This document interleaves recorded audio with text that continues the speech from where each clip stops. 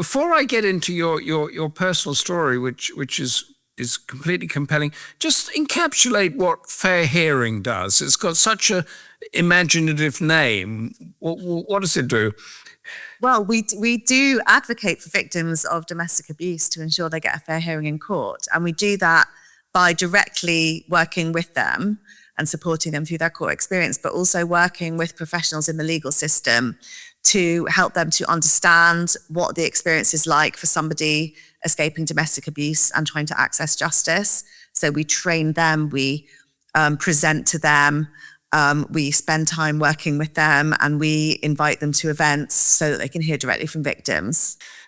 Now tell me, when you were a child, did you think that you wanted to be an astronaut or a train driver, or did you imagine ending up or being where you are now? I wanted to be a politician and a journalist. Oh. And actually, I tried both. So my first job out of university was at the Sunday Times. And I worked there for 5 years and became a commissioning editor, but was disillusioned by the lack of depth. And then I worked in think tanks and tried the political world. I always thought I'd be an activist. I always knew I'd be an activist in some way. Did you imagine that you would be an activist for what you are currently an activist or advocate doing? No, but I've actually worked across quite a lot of different industries, but the kind of mission's the same. I've always been interested in social change, and I've always loved an underdog. And so all of the careers that I've done, I've run charities in different sectors, I've done the journalism, I also have a business, a global business that works with disabled people in the area of sexual well-being. So I've always had all these different interests intellectually, but and kind of different ways of approaching it, but it's kind of like the same path, if you know what I mean. It's just different ways in to achieve change. I've never been someone who sort of sits and looks at the way society operates and thinks, well, that's not nice, I'll just sort of get back to my coffee. I've always felt like I want to get my hands dirty and get involved, and I've kind of done that in different ways. So I suppose I would have imagined that I'd be a politician, a journalist, a lawyer, something, fighting for something, doing this via a charity that's very focused on my own personal experience. No, I wouldn't have imagined that. I don't think it particularly surprises anyone who knows me. Yes. Now, tell us about your personal experience. Let's tell us about what got you here. When I was in my 20s, I met an older man who was at university with friends of mine. We fell in love, and he was 8 years older than me. We fell in love, and I very quickly became pregnant. I was very happy. I had the baby. 2 years later, I became pregnant again. And 2 weeks before I was due to give birth, I was contacted by a stranger on Facebook who told me that my partner was actually a convicted paedophile who'd abused her daughters, that this had happened in another country. He'd changed his name, come to London. She'd become aware of my existence. Now, obviously, my initial instinct was to reject that. However, there were lots of concerns that I had, growing concerns about my then partner, such as his alienation from his family, their lack of engagement or interest, even when I reached out to them after giving birth, gaps in his career history and other things.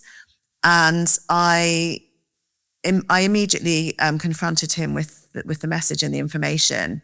And while he denied it, I strongly suspected that it was true and began to sort of investigate this myself. Now, I was 2 weeks away from giving birth, and it was a quite difficult time to be thinking about these things. What actually happened was it took me a year until I really faced up to the truth of the situation. And during that year, he became quite physically violent towards me. And sort of there were other sort of kinds of abuse. The police came to my home several times. This was never a situation that I ever expected to find myself in, and had very few coping skills, to be honest. I was in total denial about what was going on at home, and very confused by the juxtaposition of having two beautiful sons, a great career, very lovely home, and then this kind of secret in the background. But I did, eventually, a year after that message arrived, I contacted the police to ask them whether he had a record and whether they could find this other identity. And they were able to. They weren't able to tell me what his conviction was for, but it was a conviction relating to sexually abusing young children. And he'd spent 3 years in prison in another country.